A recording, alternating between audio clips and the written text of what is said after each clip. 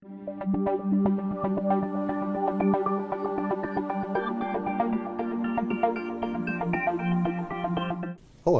I'm Tom Hopkins.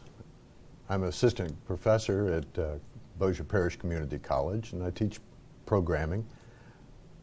And today what we're going to do is we're going to talk about one of my favorite programs, languages, which is Python. And you've probably already decided that, that's the one program you're going to be working in. So today, on this segment, we're going to talk about a design environment. Now, every program language has some method to write the language, and it might be maybe even just Notepad. You can do that with Python, but Python comes with its own integrated development environment. If you're as old as I am, you might have heard it called integrated design environment. It's been known by a couple different words. So what we're going to talk about is using Python idle. Now, basically we're going to cover the download from www.python.org. We're going to talk about installing this the Python language into your computer so you can use it. We're going to talk about using this integrated development environment. And we're even going to get to the point of writing your very first program. So let's get on with it. What I want you to do is you can follow this through if you go to any browser and in the address bar type www.python.org. Now, this will bring up the picture that we've got there. You go to this website and find the download area, and we're going to select Python 3.4.3. And from there, there's two different ways of doing it. So what we're going to do to begin with is I'm going to bring up the Internet Explorer, and we're going to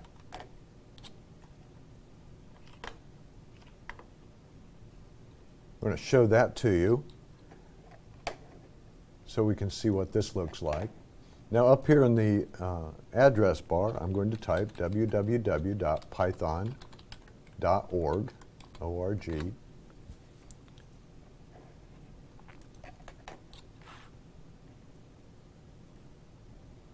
And you can see this is the Python's website. And we have right here downloads. Now there's two different ways you can do this. You can go to downloads, and you can either download it right here from the, oops, there we go. We can download right here from the this yellow box area, or we can go download and we can select this box right here. The important thing is make sure you pick 3.4.3. Now by the time you watch this, we may have already added another version to it, 3.4.4, or it might even be 3.5. In any case, take the version 3 point and whatever the most current one is, and download it.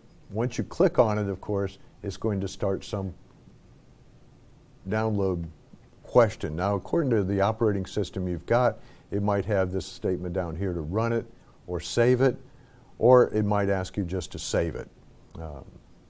It's all according to how your computer is set up. Once we've done that, then what we're going to wind up with is down here in my particular download area, you might find the file, or if you started just run, you'll see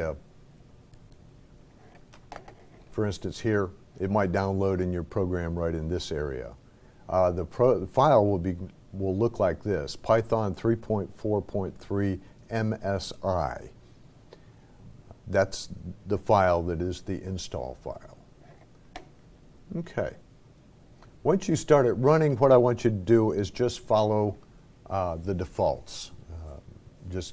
It'll be a nice depiction, and it's very straightforward. It's not very complicated at all. Very, very simple. Just follow the defaults, go next, and once it's installed, now you have the problem of trying to use this. Okay. Now, the problem comes about is that a lot of people may automatically go to your Windows Explorer and find the executable or the file that starts all this. Well, you might have a little bit of a problem with it because the Python idle is not found in the folder where it was saved. But what it does do is it puts a shortcut on your start button. So what I want you to do is go back here to your start button, open it up, and what you're going to find, you may find it right here. You may have to go down here to your search engine, to the little search bar, and type in IDLE for idle. This is a play on the words of the integrated development environment. Once you do that, then you can see it. Go ahead and click it, and it's going to show you the next step. Now, this is the Python idle. This is your design environment. We call this a Python shell.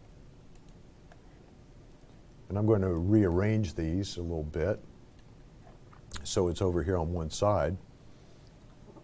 Now, the Python shell is an interpreter. All it does is it reads the code one line at a time.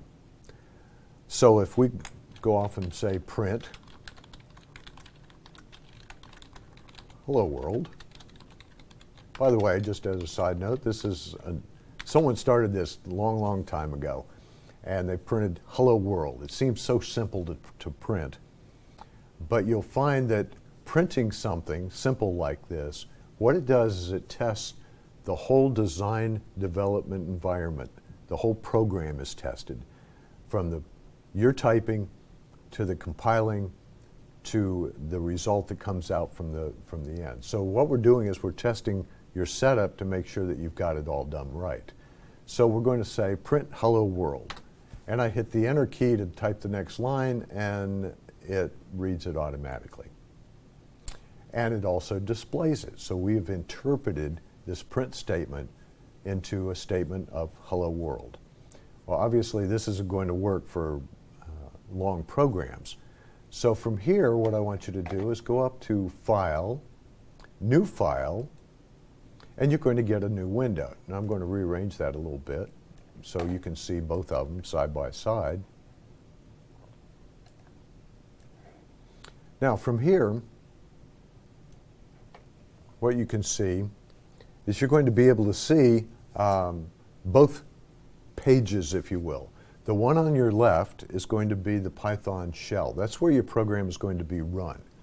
The one on the right is where you're actually going to write your programs.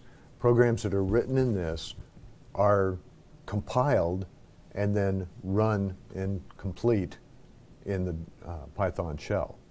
You can also run Python files in a DOS terminal screen, or console screen as we used to call it. But in this particular case, we'll just use these just for the designing of it. Now the way you can tell this, number one, it's untitled. Number two, you will see a run is the fourth menu item. And that fourth menu item there will be run, and when you click on it, run module. This is how you're going to run your programs. So we can now take this and say print hello world. And we can hit the enter key and we can print something else. Now I'm writing in the Python language, so it's fairly simple, no punctuation.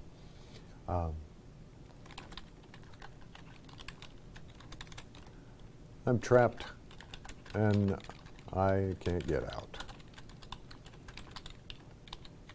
Now, what I've done here is I've separated these using quotes to put the string or the text in there, And by doing that, you'll notice that I'm able to use contractions such as the apostrophe for I'm and the apostrophe for can't. Now, I could take these two, and now I'm going to have to save it. So I go to File, Save As, and it doesn't matter where I save it. I'm just going to go ahead and save it in this particular folder. And I've got a Hello World already there, so I'm just going to put Hello World 2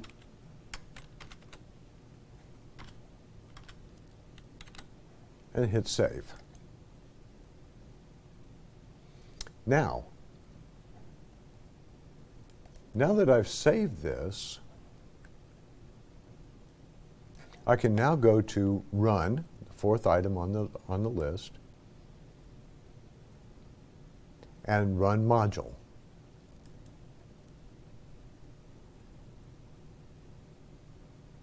There it goes. And I have Hello World. I'm trapped and I can't get out. Notice that it even includes the little space that I added in the program line. Okay. So now you can see how the whole process works. The program line programs are written on this screen over here. Remember, once you go File, New File, or it might say File, New Window, we'll see what the next version of Python does, then you can type in all of your lines on the window that's on your right, and you can tell it's the right one because you'll look up there and you'll see Run with Run Module, where the Python shell says that across the title bar, says Python shell. You know that's not the right one. That's going to be where the program is run.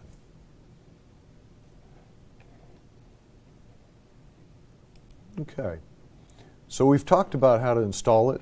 We've talked about how to open it. We've talked about writing files and make sure it's saved. You can try these small programs, and you'll find that they also work. We'll talk more about how to write the program itself, and of course, running the program. And that should get you started with Python, and that should get you a design environment or integrated development environment that you can now start learning how to run and write in Python. So thank you very much for your attention.